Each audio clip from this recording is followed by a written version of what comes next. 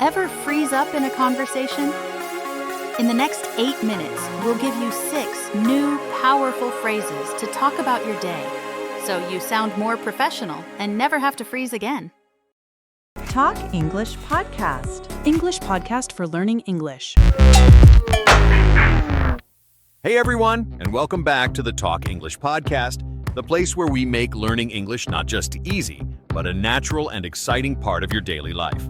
I'm your host, John, and today, I'm absolutely thrilled to have a special guest with us, a brilliant mind and a great friend. Please give a warm welcome to Sarah. Hi, John. It's so good to be here. Thanks for having me. I've been looking forward to this all week. The pleasure is all mine. Today, we're diving into a topic that is absolutely essential for anyone who wants to connect with people. It's not just about grammar, it's about real-life communication. The title of today's episode is Navigating Social Life in English. Yes, and this is so important. Your daily life is full of opportunities to meet people at school, at work, at a friend's party, but sometimes it's hard to find the right words. We want to help you feel ready and confident in those situations, so you don't freeze up when someone asks you a simple question. Absolutely. It's all about building confidence. And before we start, if you're enjoying this episode, please don't forget to hit that like button, subscribe to our channel, and share this podcast with a friend who's also learning English. Your support helps us create more great content for you and our community.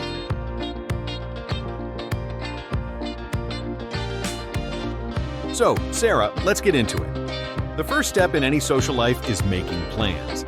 It sounds simple, but there are so many different ways to do it. What's a typical weekend plan for you?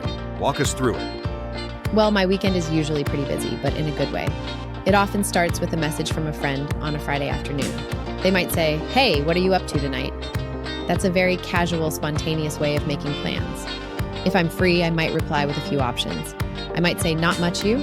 Want to grab a bite to eat at that new restaurant?" Or if I'm feeling more relaxed, "I'm down to hang out and watch a movie at my place." These are great, simple phrases for informal plans. It's all about being flexible. I'm down to hang out. I love that phrase.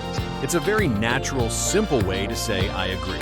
And it's a phrase you hear everywhere in English-speaking countries. Now, what if it's a bit more planned, like for a bigger event, like a birthday dinner or a weekend trip? How does the language change? Right. If we're planning something bigger, we'll usually make arrangements a few weeks in advance.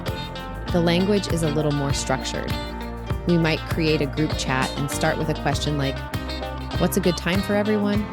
Or, "Is everyone available on Saturday evening?"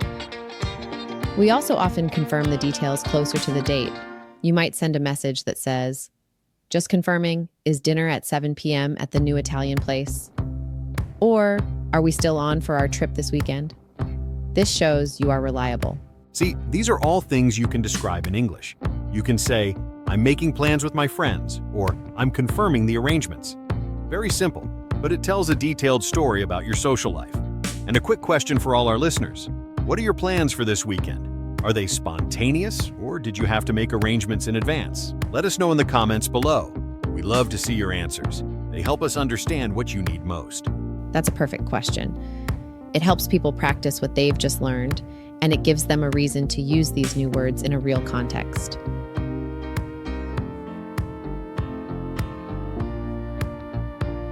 Okay, so you've made the plans, and now you're at the social event, a party, a get-together, whatever it is. This is where it can get a little scary for some learners. You might know one person, but everyone else is a stranger. Oh, definitely. Sometimes you're there and you don't know anyone.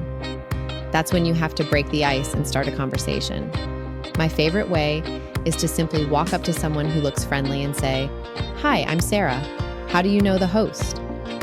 It's a simple question, but it opens the door to a conversation. You can also talk about something you have in common, like the food or the music. For example, "This music is great, right? Do you know what band this is?" Yes, it's a classic way to start. And after that, you get into small talk. Small talk is just a light conversation about easy topics, like the weather, a new movie, or what you do for a living.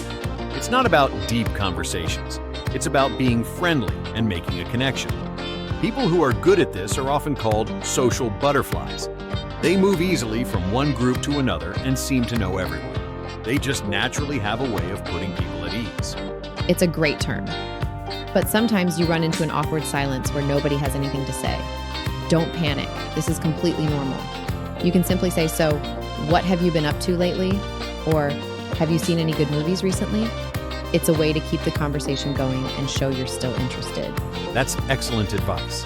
And sometimes you're in a conversation that you need to get out of, politely. You can say, it was so great talking to you, but I should go grab a drink. Or, it was nice to meet you. I see my friend over there. I need to say hi.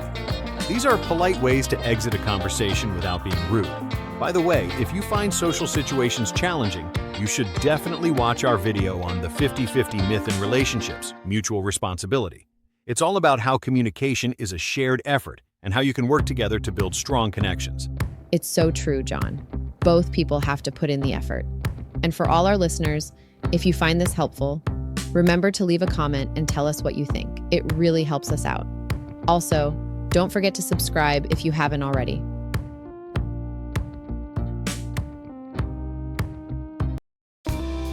Sarah, this has been an amazing discussion, but I want to make sure our listeners have a solid vocabulary to use. Let's break down some of the key phrases we've used and a few more. We'll give you a word, its meaning, and an example so you can build your own social toolbox. Perfect. Let's start with a really common one, to hang out. We mentioned it earlier. It means to spend time with friends casually, without any specific goal. For example, I hung out with my friends at the park yesterday. You can use this for any casual activity. Another important one is to catch up. This means to talk with someone you haven't seen in a while to find out what's new in their life. You're catching up on all the things you missed. Let's catch up soon. We haven't talked since last year. Then we have social butterfly. It's a fun phrase to describe someone who is very social, outgoing, and loves to be around people. My sister is a real social butterfly. She knows everyone in town and gets invited to all the parties. And let's not forget the opposite, awkward silence. That uncomfortable pause in a conversation where no one is speaking. There was an awkward silence after he told that bad joke and no one laughed. It's a phrase you'll hear all the time. What about when you have to cancel? We can say to bail on plans. It means to cancel at the last minute. For instance, she bailed on our dinner plans, so we just ordered takeout instead. It's not very nice to do, but the phrase is very common. And finally, a great way to talk about the feeling of being tired from socializing is socially drained. You can say, after that big conference, I felt socially drained and just wanted to go home and relax. It perfectly describes that feeling of needing alone time after being with a lot of people. Now, for all our listeners, we've prepared a free PDF guide that includes all these words, a vocabulary quiz, and grammar practice. It will help you solidify everything you've learned today. You can find the link in the description below. One more question for you all before we wrap up. What's one social situation that makes you nervous? Is it small talk at a party or maybe meeting someone new for the first time? Share your thoughts in the comments.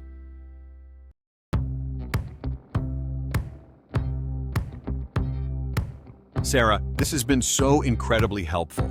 It's clear that building social skills in English isn't about memorizing a huge dictionary. It's about knowing a few key phrases and having the confidence to use them. Absolutely, John. You can start with simple sentences and build up. The most important thing is to just start talking. Even if you make a mistake, people will appreciate the effort. And remember, you can download the free PDF guide we mentioned to practice everything you've learned today. The link is right there in the description. That's fantastic advice. We hope this episode helps you feel more prepared and confident in your social life. If you found value in this, we'd really appreciate it if you liked, subscribed, and shared this podcast. It helps us reach more learners just like you. And if you want to keep learning and overcoming challenges, we have a fantastic video for you to watch next, how to overcome the fear of change. That's all for today's episode.